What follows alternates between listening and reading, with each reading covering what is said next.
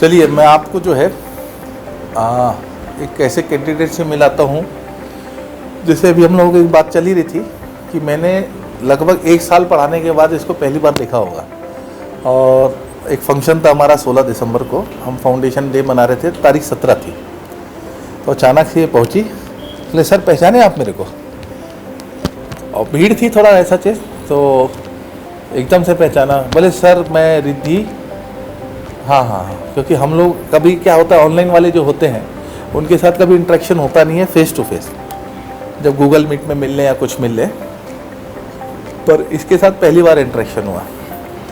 और ये उन स्टूडेंट में है जो ये कहते हैं कि ऑनलाइन से सक्सेस नहीं मिलती। इसने पूरी पढ़ाई अपनी ऑनलाइन में की है, प्री मेंस इंटरव्यू तक। इंटरव्यू में ये एक बार जो है सिर्फ रायपुर आई थी, अपना जिस दिन सेशन या पैनल था। तो ये उनके लिए कि जो ऑनलाइन में पढ़ाई नहीं होती है, ऑनलाइन में सक्सेस नहीं मिलती है और ऑनलाइन में कुछ नहीं होता। ऑनलाइन, मैं हमेशा बोलता हूँ कि ऑनलाइन जो है वो आलसियों के लिए नर्क है और मेहनतियों के लिए स्वर्ग है। जो मेहनत करना जानता है, जो टेक्नोलॉजी को यूज़ करना जानता है, उनके लिए ऑनलाइन से बेहतर कोई विकल्प नहीं। और जो आलसी है जैसे मैं, ठीक है, अगर मेरे जैसे लोग हैं, जैसे पुराने टेक्निकली अगर हम देखें कि पुराने चल रहे हैं, और मैं आज भी जो है कोई ऑनलाइन क्लास देखता हूँ तो मुझे आधे घंटे बाद नींद आने लगती है, अंगड़ाई लेने लगता हूँ, ऐसा लगता हूँ कि 10-15 मिनट घूम के आ जाऊँ। तो मेरे जैसे लोग या जो थोड़े से आलस रखते हैं उनके लिए ऑनलाइन नर्क है। फिर क्या होगा, धीरे धीरे बंचेस बनते चले जाएंगे और उसके बाद फाइनली क्या होगा कि आपके पास वो सब्जेक्ट ख़त्म हो जाएगा और आप पढ़ ही नहीं पाओगे। तो ऐसा जो है होता है। पर ऐसे कई उदाहरण हैं इस बार जिन्होंने प्री मेंस इंटरव्यू पूरा ऑनलाइन किया और कभी इंटरेक्शन भी नहीं हुआ। यहाँ तक सिलेक्शन के बाद जो है एक बार ऐसा हुआ कि एक लड़की आई, एक लड़के के साथ में, बोले सर इसको पहचानते हो? तो मैं बोला नहीं पहचानता इसको। बोले सर अच्छे से पहचानो। तो मैंने नहीं पहचानता। तो बोले सर ये वो है। अच्छा, ये सिलेक्टेड है क्या? मेरे को उस समय रिकॉग्नाइज़ किया कि वो सिलेक्टेड कैंडिडेट है। मैं पहचानता ही नहीं था। फ़ोटोज़ जो होती है आप लोगों को दी आती है, वो तो पता नहीं किस जन्म की फ़ोटो आप लोग दे देते हो, कब की फ़ोटो देते हो, ये भी नहीं मालूम होता है। ठीक है, जो सबसे अच्छी फ़ोटो होती है वो दे देते हो और दिखते कुछ और हो, तो रिकॉग्नाइज़ नहीं होता। तो ऑनलाइन वालों के साथ ऐसा होता है। बट रिद्धि जो है एक उन मिसालों में से एक है जिन्होंने ऑनलाइन पूरी पढ़ाई की। बड़ौदा से जो है इसने LLB किया अपना पूरा, और ठीक है अपने घर में रह के इसने एक स्ट्रेटेजी बना के तैयारी की। स्ट्रेटेजी आपको बताएंगे। यहाँ पर जो बच्चे बैठे हुए हैं, तो इनमें से ये वाला जो बैच है सिविल जज की तैयारी कर रहा है, ये वाला बैच जो है ADPO की तैयारी कर रहा है। तो आगे जो है मैं रिद्धि को कहूँगा कि अपने कुछ एक्सपीरियंस आपके साथ शेयर करें। आपको कुछ पूछना है तो आप लोग भी पूछ सकते हैं। फर्स्ट अटेम्प्ट में, ठीक है, ये अंडर 10 रैंक होल्ड की है फर्स्ट अटेम्प्ट में। ठीक है, अब आप सोच लीजिए कि इसने जस्ट LLB पास किया और इसने कोचिंग ज्वाइन की। कोचिंग ज्वाइन की तो इसने 1 साल 2 साल दिया, और उस 1 साल 2 साल में जो है इसने फर्स्ट अटेम्प्ट में क्रैक किया। तो ऐसे क्या राज थे, कौन से बादाम खाए इसने, ठीक है, कौन से ड्राई फ्रूट खाए। अब जैसे उसने बताया कि मैं जैनी हूँ, तो जैनी लोग जो हैं, ठीक है, ड्राई फ्रूट और बादाम वगैरह, एक वो जैनी बैठा हुआ है वो भी। तो इन लोग जैनी लोग जो है ऑर्गेनिक चीज़ों पे ज़्यादा विश्वास करते हैं। तो ऐसा कौन सा जो है मामड़ा का बादाम खाया इन्होंने जिसमें ये फर्स्ट अटेम्प्ट में इसने एग्ज़ाम क्वालिफाई किया। तो इनके राज, इनके सक्सेस की स्टोरी जो है मैं चाहूँगा कि आपसे शेयर करें और आपसे कुछ चीज़ें, ताकि आप जो है उसको अगर अमल करना चाहो और आपकी लाइफ में ज़रूरी है तो आप उसको कीजिए। डिसिप्लिन क्या होता है, क्या ज़रूरी है ऑनलाइन क्लासेस के लिए। बहुत सारे बच्चे ऑनलाइन वाले भी है ना, जैसे तुम पहली बार क्लास देख रही हो शायद, है ना? हाँ। तो जब ऑनलाइन में रहते हो तो ऑनलाइन में दिखता नहीं कि यहाँ कोई बैठा हुआ है। तो अभी तुम यहाँ रहोगे तो यहाँ कैमरे में ऑनलाइन वाले बच्चे भी हैं यहाँ पे बहुत सारे। तो तुम दोनों को इंटरेक्ट करना, दोनों को बताना, ऑनलाइन वाले और ऑफलाइन वाले दोनों जो है साथ में रहेंगे। तो मैं कमान देता हूँ इनको, आगे अपनी बातों को कहे। Thank you sir. तो जैसे सर बोल रहे थे कि मेरे लिए मामरा का बादाम तो चाणक्य लॉ अकेडमी ही थी। मेरा नाम रिद्धि है, मैंने लॉ किया है वडोदरा से, महाराजा सयाजीराव यूनिवर्सिटी से। उसके बाद 2020 में मेरा ग्रेजुएशन ख़त्म होने के बाद मैंने एकेडमी ज्वाइन की थी ऑनलाइन ही। जैसे सर ने बताया, मैंने प्री मेंस और इंटरव्यू की तैयारी ऑनलाइन ही की। पर मेरे लिए जो काम किया वो ये था कंसिस्टेंसी और सेल्फ मोटिवेशन। और जहाँ सेल्फ मोटिवेशन ख़त्म हो जाए तो फिर सर तो है ही। तो कंसिस्टेंसी एक चीज़ है जिससे कोई भी गोल हासिल किया जा सकता है। अब अपने लिए भी यही था कि मेरे टाइम पे तो वैकेंसी आई नहीं थी। 2020 में मैंने कोचिंग ज्वाइन किया था, 2020 में लास्ट वैकेंसी थी। तो देखते देखते टाइम जाता गया। बीच में एक समय ऐसा आता है जब मोटिवेशन ख़त्म हो जाता है, पढ़ के लगने लगता है कि यार और कितना पढ़ना है, कब होगा एग्ज़ाम। तो बस उस वक्त सर काम आते हैं। और बस वही था कि पढ़ते रहो, अपना काम करते रहो, बाकी तो चीज़ें अपने हाथ में नहीं है। अपना काम सिर्फ पढ़ना है और एग्ज़ाम देना है। और हमेशा मैं हमेशा पॉजिटिविटी मेरे अंदर भरी रहती थी। हमेशा पॉजिटिव थॉट्स रखना है। और बस यही है, consistency and self motivation was the Mantra behind my success. आपको कुछ पूछना है किसी को? मेंस के लिए प्री का एग्ज़ाम जैसे ही होता है उसके बाद मेंस की तैयारी सर भी शुरू करवा ही देते हैं। तो ऐसे तो हमारे टाइम पे मेंस के लिए हमको मिल गया था 3 महीने तो थे ही मेंस के लिए, और वो इनफ है। 3 months is enough for mains. बाकी सर तो मतलब मेंस का ऐसा है कि जजमेंट राइटिंग की आप जितनी प्रैक्टिस करो उतनी कम है। मतलब डेली अपने को एक सिविल एक क्रिमिनल जजमेंट डेली प्रैक्टिस करना है। और सर जो जजमेंट राइटिंग देते हैं वो तो सर के जो भी इंस्ट्रक्शंस होते थे वो मैं एकदम रिलीजियसली फॉलो करती थी कि सर अगर बोल रहे हैं कि 2 जजमेंट करना है तो 2 जजमेंट करना है। और ट्रांसलेशंस को जो इग्नोर करते हैं लोग, वो बहुत बड़ी गलती होती है हमारी। ट्रांसलेशन कभी इग्नोर नहीं करना चाहिए, उस पर भी उतना ही ट्रांसलेशन के लिए 2 चीज़ ज़रूरी है। एक तो आपका पहले सेंटेंस फॉर्मेशन पे कमांड आ जाना चाहिए, वो हो गई। उसके बाद वोकैबुलरी आपकी स्ट्रॉन्ग होनी चाहिए। तो मैं पर्सनली पहले मैं प्रैक्टिस करती थी, मार्केट से बुक परचेज़ कर लीजिए। और ट्रांसलेशंस की मैम की क्लास भी मैंने ज्वाइन की थी, तो वो जो सारे ट्रांसलेशंस देती थी और ख़ुद का मैं अपना पर्सनल प्रैक्टिस जो करती थी। साथ में डिग्लॉट एडिशन तो हम बुक खरीदते ही हैं, तो वो बहुत हेल्पफुल होता है। फिर एक बार सेंटेंस फॉर्मेशन आपको आ जाए बनाना, मेनली इंग्लिश मीडियम वालों को हिंदी ट्रांसलेशन में थोड़ी डिफ़िकल्टी आती है, तो उसके लिए वोकैब इज़ मस्ट। तो वोकैब मैं रट ली थी मैम बहुत सारे वोकैब्स लिखाती थी। मेरे खुद के भी वोकैब्स मैंने अराउंड 400-500 वोकैब्स मेरे खुद के बनाए हुए थे। वो बाय द टाइम पढ़ते पढ़ते कॉपी में नोट कर लो आप, जहाँ आपको नए वोकैब्स समझ में आ रहे हैं, जो आपको लग रहा है कि भूल जाएंगे, और जो अच्छे वोकैब्स हैं उसको हमेशा नोट डाउन कर लो। और मैं फिर उनको याद किया करती थी वोकैब्स को। एक बार सेंटेंस फॉर्मेशन पे कमांड आ गई तो मैं खाली टाइम पे अपने ऑडियो रिकॉर्ड कर ली थी। वोकैब्स जो मैं याद करती थी तो मुंह से बोल के ज़ोर से याद करती थी, और उसको ही मैं रिकॉर्ड कर ली थी अपनी वॉइस को।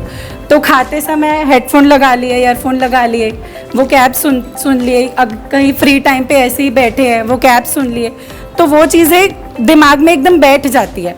वो एग्ज़ाम के टाइम पे बहुत काम आया था मेरे, जो मैं ये काम की थी रटने का वोकैब्स। वो उस वक्त एकदम क्लिक करता है दिमाग पे, अच्छा हाँ इसके लिए अच्छा वर्ड ये होना चाहिए। तो ये मेरी एक स्ट्रेटजी थी। और जैसा कि सर ने बताया कि स्ट्रेटजी बना के पढ़िए। एग्ज़ाम को अगर 1 मंथ बचे है तो एक प्लान आउट कर लीजिए कि कैसे पढ़ना है, कैसे 15 सब्जेक्ट्स कंप्लीट करने हैं, कितने बार रिवीजन करना है। मेरा एक टाइम टेबल होता था, तो मैं टाइम टेबल के हिसाब से पढ़ती थी। टाइम टेबल तो 80% फॉलो हो पाता था, इसलिए मैं बहुत ऐसे टफ शेड्यूल बनाती थी कि अगर 80% भी मैं फॉलो कर रही हूँ तो दैट इज़ इनफ। पर वही है कि कंसिस्टेंसी ज़रूरी है, कि कहीं रिफ़्रेशमेंट भी ज़रूरी है। ऐसा नहीं कि सिर्फ पढ़ ही रहे हैं, कभी अगर वीकेंड्स आ गया या अभी एग्ज़ाम को टाइम है तो रिफ़्रेशमेंट भी ज़रूरी है।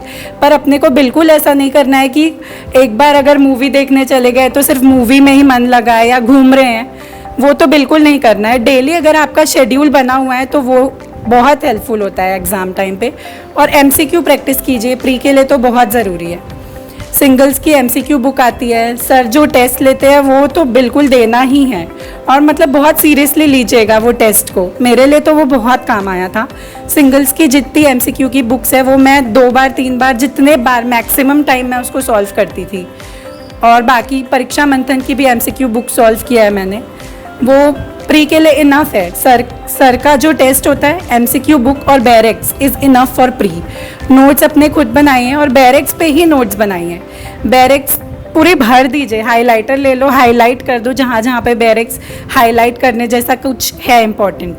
जो भी नोट्स बनाना है बैरेक्ट में ही नोट्स बनाओ। जगह कम पड़ रही है तो वही स्टिकी नोट्स ले लो। तो दिस वॉज माई स्ट्रेटजी।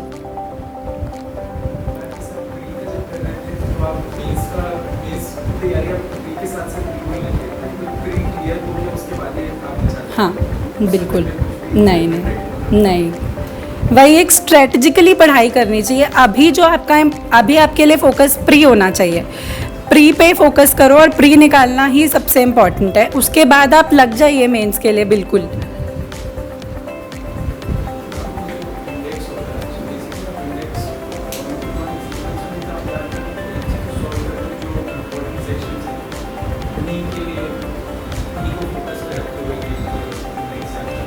नहीं, अगर आप पास्ट ईयर्स के प्री के पेपर देखेंगे तो आपको समझ आएगा कि इम्पॉर्टेंट सेक्शंस जो अपन बोलते हैं वो मतलब सब इम्पॉर्टेंट होता है मेरे हिसाब से। कहीं एमसीक्यू में यार प्री में तो कहीं से भी कोई भी सेक्शन बेस्ड जो क्वेश्चंस होते थे, स्पेशली एनआईए के, एसआरए के सेक्शन बेस्ड जो क्वेश्चंस होते हैं वो तो बिल्कुल कहीं से भी कोई भी सेक्शन आ जाता है। तो इंडेक्स वाइज भी अगर मैं पढ़ती थी तो सारे सेक्शंस फॉलो अप करती थी, एक सेक्शन रिवाइज करती थी जो बहुत ज़्यादा ही लिस्ट इम्पॉर्टेंट है, मतलब बिल्कुल कभी आया ही ना हो।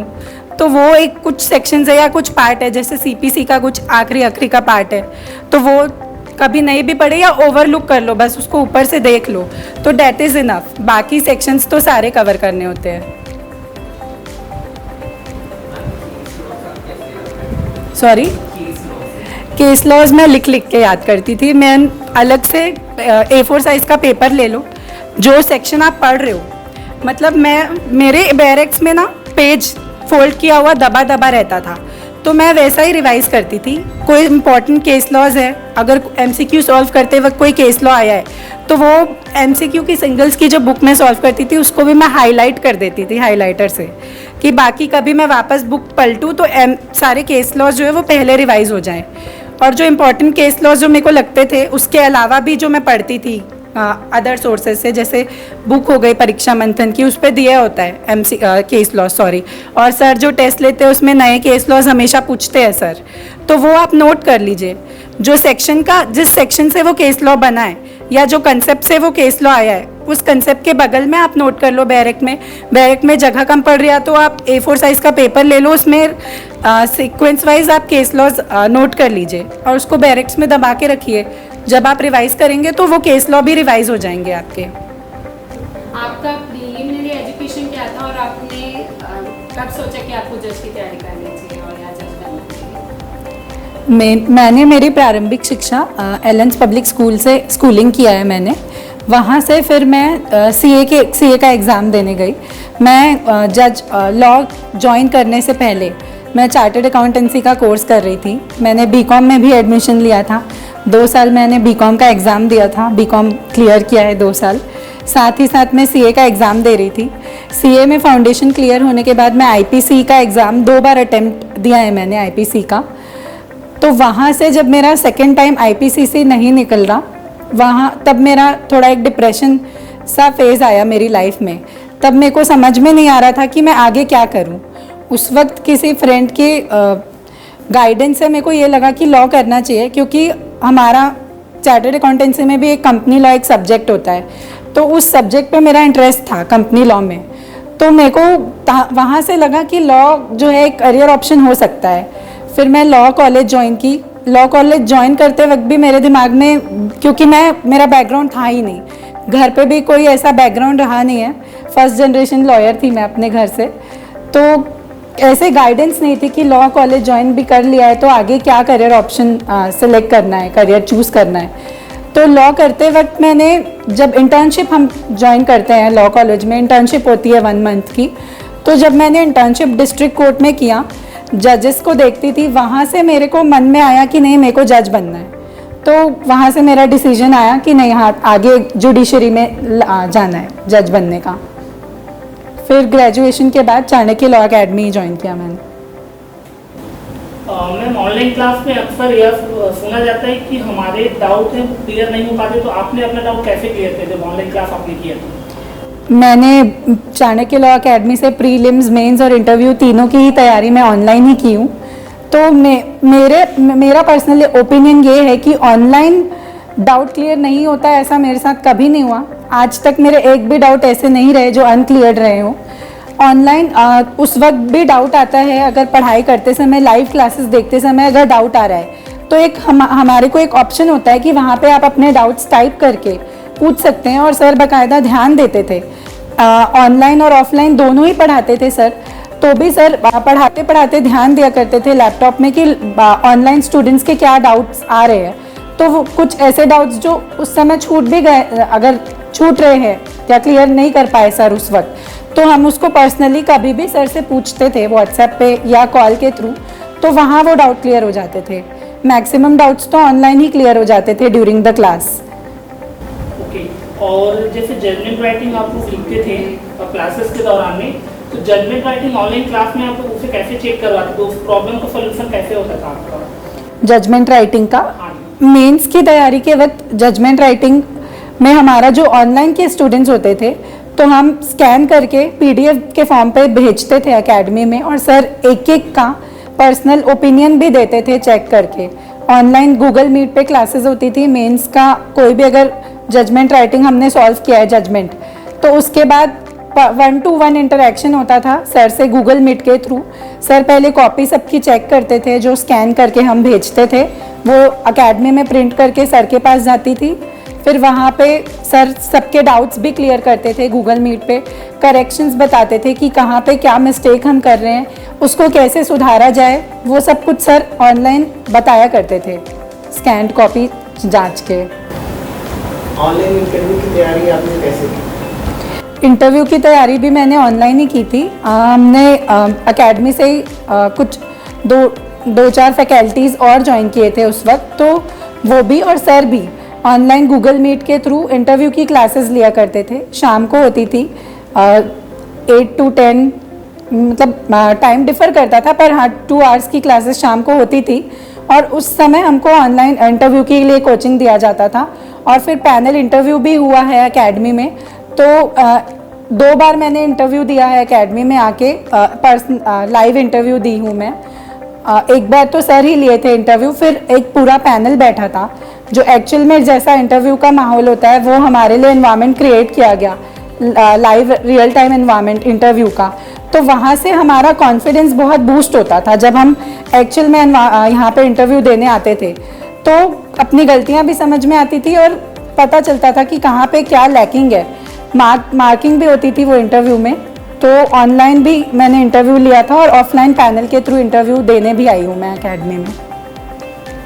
छत्तीसगढ़ स्टेट के अलावा आपने और कौन सी स्टेट का एग्जाम दिया है? छत्तीसगढ़ के अलावा मैंने एमपी का एक बार प्रीलिम्स का एग्ज़ाम दिया था। उस दौरान 2022 में मैं प्रीलिम्स का एग्ज़ाम दी थी एमपी का, क्योंकि उस वक्त छत्तीसगढ़ का वैकेंसी आया नहीं था।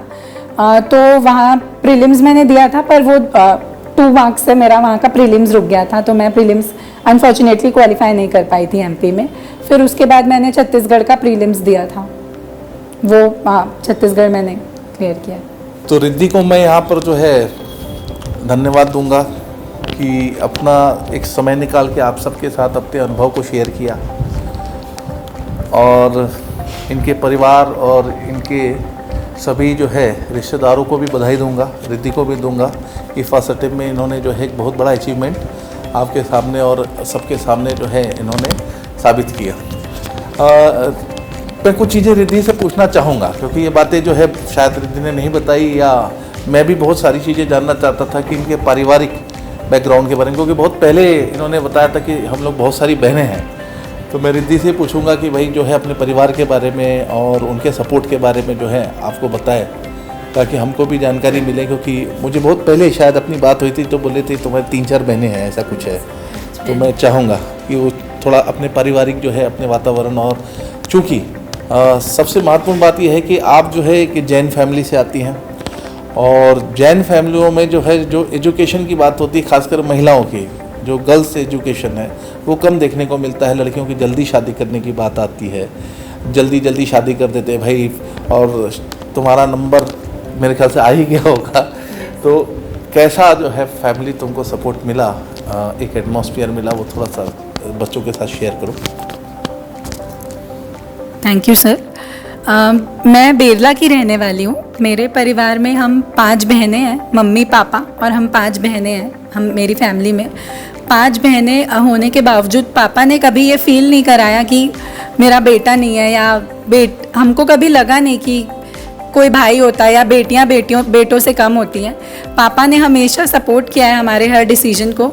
हमें पढ़ाई से लेके हमारा हर डिमांड पापा ने फुलफ़िल किया है। और मोटिवेशन बहुत रहा है पापा मम्मी का शुरू से ही, कि हमेशा आगे बढ़ना और इंडिपेंडेंट सेल्फ डिपेंडेंट बनाने का हमेशा से ट्राई किया है पापा ने। तो हम अगर बाहर भी जाना चाह रही हैं, अगर हम बाहर भी जाना चाह रहे हैं तो बाहर भी भेजा है पापा ने। मेरे परिवार में कभी ये रहा नहीं, पापा ने हमेशा सपोर्ट किया और कभी भी पढ़ने से कभी नहीं रोका। जितना पढ़ना है, इनफैक्ट मेरी अभी बड़ी बहन है जो पढ़ रही है अभी मुंबई में, Tata institute of social sciences में वो मास्टर्स का कोर्स कर रही है एनवायरनमेंट एंड सस्टेनेबिलिटी पे। मेरी 5 बहनें, मतलब मेरी 4 बहनें और बड़ी बहन जो है वो डॉक्टर है, और सेकेंड नंबर वाली बहन इंजीनियर है। 3rd नंबर में वो अभी पढ़ रही है बॉम्बे में, जैसा मैंने बताया टाटा इंस्टीट्यूट में। 4th मैं खुद हूँ, और मेरी बहन जो है ट्विन सिस्टर है मेरी एक, सिद्धि, वो चार्टर्ड अकाउंटेंट है। तो हमारे परिवार में तो ऐसा कभी रहा नहीं कि पढ़ने से रोका गया हो, हमेशा बढ़ावा दिया है पापा मम्मी ने। पर मेरी कुछ फ्रेंड्स हैं जिनकी फैमिली में मैं देखती हूँ कि बहुत कम एज में शादी करा दी गई है, तो ये हमारा परिवार एक अलग से मिसाल रहा है इस बात पे। आपका वीडियो शायद जो है बहुत सारे पेरेंट्स भी देखेंगे, तो आप कुछ मैसेज देना चाहते हैं अपने पेरेंट्स को, खासकर वुमेन एम्पावरमेंट वाली बात जो है गवर्नमेंट भी करती है, तो क्या कुछ ऐसा संदेश आप उन परिवार के माता पिता पेरेंट्स को देना चाहते हैं कि अपने बच्चों को किस तरह से सपोर्ट करें? यस सर, बिल्कुल मैं कहना चाहूँगी कि अपने बच्चों को हमेशा पढ़ाइए और एजुकेशन, बहुत अच्छी एजुकेशन दीजिए अपनी बेटियों को भी। बेटियां बेटों से कभी कम होती नहीं है, बिल्कुल ये समझना भी नहीं चाहिए कि बेटियां बेटों से कम है, और कंपैरिजन नहीं होना चाहिए बेटियां और बेटों का। बेटियां हमेशा उच्च शिक्षा अगर प्राप्त करें तो वो बहुत ऊपर तक जाती हैं, और बेटियां हमेशा बेटों से ऊपर ही रही हैं। बहुत गहरी बात है, और मैं भी यही कहूँगा, मैं अक्सर क्लास में कहता हूँ, इस साल का जो रिज़ल्ट आया है वो हम सभी को मालूम है। पिछले 3 साल से जो रिज़ल्ट आ रहा है वो यही देख रहे हैं कि जो गर्ल्स ऑक्यूपेशन है सीट का, जो लड़कियों की सीट ऑक्यूपेट हो रही है वो बहुत ज़्यादा हो रही है। इस बार में अगर हम मोटी मोटी बात करें तो अंडर 10 में 1 ही लड़का है, अदरवाइज़ अंडर 10 में 9 गर्ल्स हैं। तो मैं सभी पेरेंट्स को भी एक बात कहूँगा, क्योंकि अक्सर जो है ये कहने की हम लोगों को मौका नहीं मिलता कि हम लोग इस बात को पेरेंट्स तक पहुँचाएं, पर ये वीडियो जो भी पेरेंट्स देख रहे होंगे यूट्यूब में या जहाँ भी इस प्लेटफॉर्म में देख रहे होंगे, उनसे मैं यही कहूँगा कि अपनी बेटियों को जो है आप आगे बढ़ाइए, उनको किसी तरह से जो है सुविधाओं में कमी मत दीजिए। तो मैं रिद्धि का बहुत बहुत धन्यवाद दूंगा कि वो इस एकेडमी में आकर आप सभी के साथ में कुछ बातों को, अपने अनुभव को आपके साथ शेयर की है, तो बहुत बहुत धन्यवाद। और आपके पूरी फैमिली को जो है मैं फिर से धन्यवाद दूंगा कि आपने हमारा और इस एकेडमी का मान भी बढ़ाया, क्योंकि मैं अक्सर कहता हूं कि टीचर की जो पहचान होती है उनके सफल विद्यार्थियों से होती है। तो आप जैसे सफल विद्यार्थी जो है वो हमारी और हमारी पहचान को बढ़ाते हैं। बहुत बहुत धन्यवाद रिद्धि, और आपको भविष्य में न्याय पथ में अच्छा कार्य करने के लिए, एक अच्छी मिसाल देने के लिए अभी से अग्रिम शुभकामनाएं। Thank you sir. Thank you sir मैं बोलना चाहूँगी। हाँ, आप कुछ कहना चाहेंगे तो आप कह सकते हैं। Yes, thank you sir. बिल्कुल थैंक यू सर। पर मैं ये कहना चाहूँगी कि आज मैं जिस मुकाम मैंने आज हासिल किया है, इसके पीछे 3 लोगों का साथ रहा है हमेशा और सपोर्ट रहा है। पहले तो मेरे माता पिता और तीसरे मेरे गुरु, जिन्होंने हमेशा मुझे गाइड किया है। सर का जो डेडिकेशन हमारे प्रति था, हमारा मेहनत अगर 50% है तो सर, हमारा मेहनत तो 40% ही है, 60% सर की ही मेहनत है हमारे पीछे। हमको सिर्फ पढ़ना है, हमारे पीछे जो सर मेहनत करते हैं, क्लासेस लेना, तीन तीन चार चार घंटे की सुबह क्लास होती है, शाम को क्लास होती है, फिर सर को हम कभी भी कॉल कर लें किसी वक्त भी तो हमेशा डाउट क्लियर करते थे सर, और हमेशा गाइड किया है, मोटिवेट किया है। तो मैं सर को बहुत बहुत धन्यवाद देना चाहूँगी। धन्यवाद शायद बहुत छोटा शब्द है, जो सर ने हमारे लिए किया है उसके लिए तो सर को तहे दिल से धन्यवाद देना चाहूँगी। ईश्वर ने जो है, मैं कभी इंटरव्यूज़ या कभी लाइव में कभी नहीं कहता, बस एक ही ये कहता हूँ कि कोई टीचर किसी को बनाता नहीं है, टीचर का काम जो है परिश्रम करना है, पर जब तक किसी स्टूडेंट और टीचर के बीच में सही तालमेल नहीं होगा तब तक हम रिजल्ट नहीं दे सकते। तो जितना मेहनत जो है स्टूडेंट का है उतना ही मेहनत जो है एक टीचर का होना चाहिए। अगर स्टूडेंट मेहनत कर रहा है और टीचर उसमें जो है मेहनत नहीं कर रहा है तो भी थोड़ा कहीं ना कहीं रिजल्ट फ़र्क पड़ेगा, और अगर टीचर मेहनत कर रहे हैं और स्टूडेंट मेहनत नहीं कर रहे हैं तो भी जो है रिजल्ट में फ़र्क पड़ेगा। तो अगर हमने मेहनत की है तो तुमने भी मेहनत की है, ऐसा नहीं है। और इस मेहनत की एक जो है रेसिप्रोकल जो है ऐसा, इस मेहनत के दोनों के जो है तालमेल के कारण जो है हम लोग एक सफल जो है रिज़ल्ट दे पाते हैं। तो बहुत बहुत धन्यवाद, और आप सभी का भी धन्यवाद। Thank you.